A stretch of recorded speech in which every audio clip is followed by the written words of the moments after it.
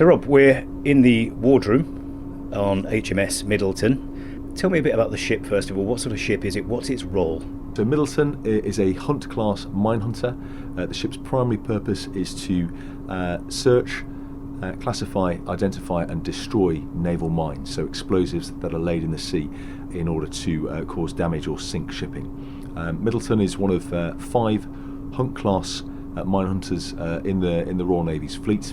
We are purpose-built as a mine hunter. The ship was built way back in the 1980s and was commissioned in 1984, so she's older than all but one member of the ship's company, and that is old for a ship. However, she's made of fiberglass. She's made of GRP in order to give the ship a very low magnetic signature, which means that we're much less vulnerable to mines that could be actuated by a magnetic signature. So the ship will last and keep going and going and going. A lot of her machinery and systems have been updated. We've got new engines, we've got new sonar, new weapons.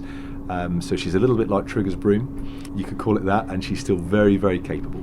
And at the end of the day, with any system like a ship or an aircraft, whatever it may be, the strongest point, I'm guessing, is the people that serve aboard. I 100% agree. And I've got a ship's company of 48 sailors, many of whom this has been their first period at sea. So we left Portsmouth 3 weeks ago.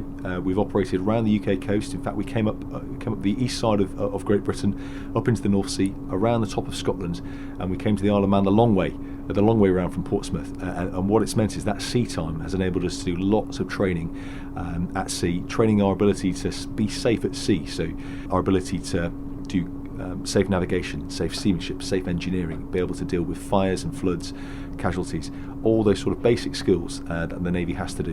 And we've also practiced our more warfare-like skills. We've done diving. My divers they dived a few days ago in Scapa Flow when we were at anchor there last week.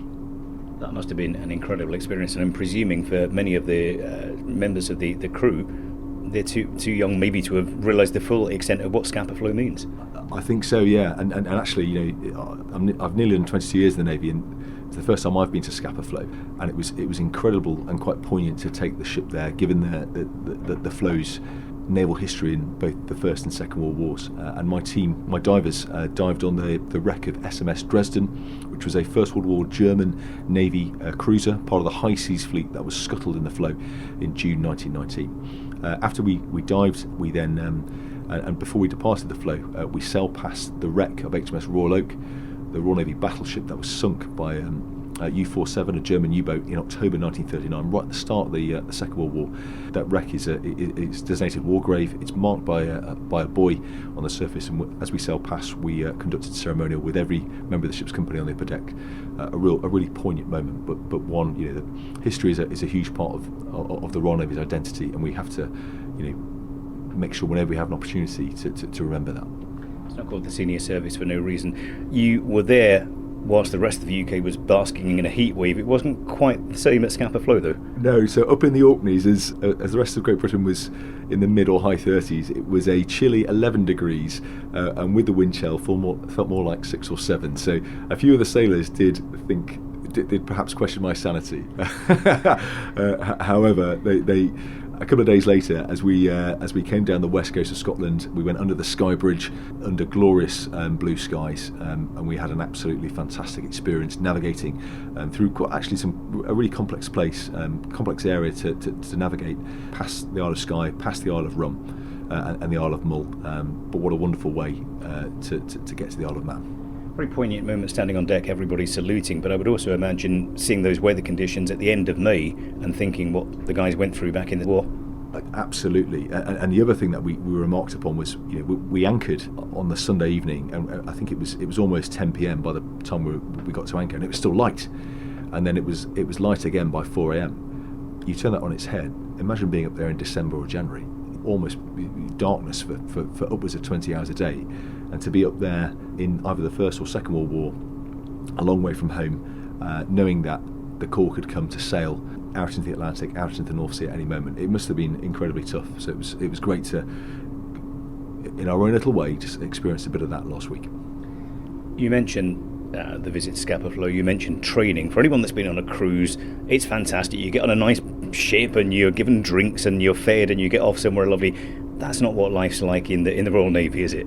No, not absolutely not. One of the many questions that we get asked is, what do you actually do when you're at sea? And my response is, well, we fill every day. The ship, just running the machinery, navigating the ship on the bridge. There's always people awake. So many of my ship's company work a watch bill. They work a 1 in 3 watch bill, so there'll be 4 hours on watch on the bridge or in the engine rooms, and then 8 hours off. During their off-watch time, they need to sleep and eat and do all their own personal admin. Each day we'll do some form of training. We'll do launching the seaboat to practice our ability to rescue someone who fell overboard, or practicing our ability to launch the seaboat in more challenging sea and weather conditions. We'll do engineering training, so we'll practice how we would respond if there was a breakdown in one of the engines or the steering gear. We'll practice our response to a fire. We need to be able to, if a fire on board a ship would be a really dangerous incident, and being able to deal with that is everyone's responsibility. So there's always training that has to be done. A day you don't train, you start to lose those skills. Okay, and skill failure is a big factor. So we're always training. And also we're maintaining the ship. I mentioned she's 42 years old. Yes, the hull is plastic, but all the systems inside are not, and they need a lot of maintenance. So there's a lot of TLC that's required to keep her going. HMS Middleton came out of Bahrain, I think it was the beginning of this year. There are those who would say that at the moment, a mine hunting ship is probably sort of more suited to being in that part of the world. What would you say to that? Yeah, I think that's a really good question. Okay, it's a really good question, and it's one that the Navy, a lot of us in the Navy are asking ourselves as well. As it is, Middleton was always planned to come back in the early part of this year, because she is due to have a routine but significant refit over the summer, when the ship will be in docks in Falmouth for that, and that will basically recertify Middleton in order to serve for many more years yet in the Royal Navy. So Middleton was always going to come back.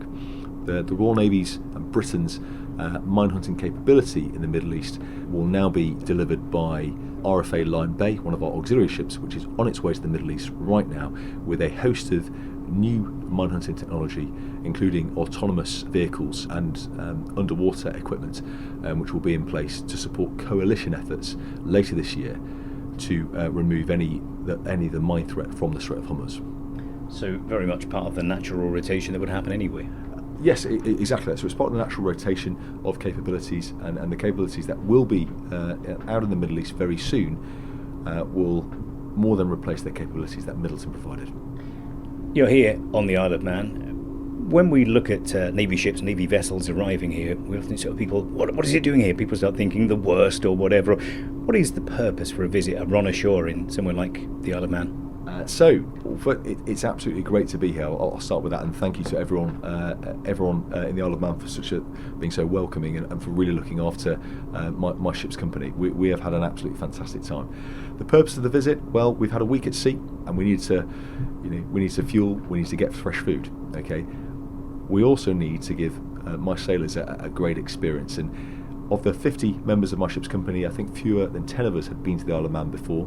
We were offered the chance to come to the Isle of Man during the TT. I mean, opportunities like that don't come every day. Okay, and I'll be honest, we when the Navy offered us that, we bit their hand off, and we're so grateful, and it's been absolutely brilliant to come here. So, part of the reason to come here is essential logistics, fuel and food, but a bigger reason to come here is to bring a warship to the Isle of Man. We are your Navy. So you get to see a Royal Navy ship, you get to see the White Ensign, you get to see my sailors ashore having a good time, and my sailors get to experience going around the British Isles, somewhere that, as I say, most of them hadn't been before, and that's a great part of the adventure of going to sea in the Royal Navy. So all in all, a good run ashore. And did you get to see much of the TT action? A brilliant run ashore. I had a fantastic day yesterday, getting very close to the races, something I've never experienced before. It was absolutely mind-blowing. A lot of my sailors have been out and about. We have been incredibly well looked after by bushies. I'll give them a shout out. A lot of the sailors have been up to the grandstand. They've met some of the riders. They've been up close with the bikes. Quite a few of the ship's company were motorbike enthusiasts, but I think we all are now. So it's worked its magic on you. Rob, I understand at one point you had a tie-in with the guys from Manx Transport Museum as well, an appeal P50. What? It can't be true. It is true, yeah, and we've got photos to prove it. So on arrival on Friday, John and Brian from the Manx Transport Heritage Museum arrived on the jetty with their Peel P50. And the next thing I knew was that a plan had been hatched that it was going to be craned onto the forecastle, so onto the bow of Middleton, which happened. And then we had some amazing photos of the ship's company with John and Brian with the P50 by on the ship's bow by the gun. Amazing experience. The car was then craned back onto the jetty, and three of us, Lynn Stephen, Sammy Taylor, E.T. Ainsley Garlick, and myself were given the unique experience of being able to drive it. So I know that Jeremy Clarkson's driven a P50, Michael Portillo's driven a P30, and then three members of HMS Middleton ship's company have driven it. It was so much fun to drive. It was a bit like driving a shopping trolley cum go-kart. Surprisingly, a bit quicker than I expected it when I put it into second gear and it started to really go down the jetty. Had to be careful, had to make a very tight turn. I was terrified. It was by a long way the most expensive car I have ever driven. Such a bit of fun, a real hoot, and a really incredible welcome to the Isle of Man. And, fun, brilliant stuff, but also another part of the training exercise of hoisting something precious cargo on and off the ship, I guess. Yeah, exactly that. And, exactly that. And, I didn't organise that. It was my junior sailors. They on their own initiative, they reached out to the Manx Transport Heritage Museum, asked if we could possibly go and see the Peel P50. And as I say, John and Brian replied and said, why don't we go one better and bring it to the ship? And before we knew it, it was on board. It was absolutely wonderful. Very, you can have a bit of fun in the Royal Navy, and it's part of the great adventure of being in the Navy and going to sea. What next for Middleton? You're leaving on Tuesday. What happens then? That's right, yeah. So we sail on Tuesday morning. We're going to go to sea for another week or so. We've got some exercises and some training to do up around the naval exercise areas around Western Scotland. We'll be doing more diving with my team of Royal Navy mine clearance divers. We'll be doing more gunnery exercises. We'll be shooting our guns and getting ourselves back in date for all that sort of training.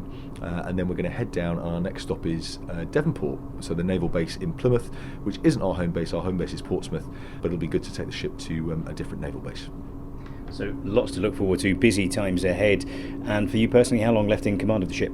So only one more month. I'm coming to the end of this 2-year role. It's quite bittersweet because at the end of this time I'm getting promoted, which is fantastic, but it will be a sad day, and there will definitely be a tear in my eye when I say goodbye to the ship and more importantly goodbye to the sailors. I have to ask you one last question as well. Will you be coming back to the Isle of Man at some point under your own steam? We certainly will. Yeah, we will jump. I think the sailors will be chomping at the bit to come back to the Isle of Man, hopefully for next year's TT. Yeah, we've made some incredible memories. Thanks again to everyone who's looked after us while we've been here. It's been probably one of our best runs ashore. So thank you very much.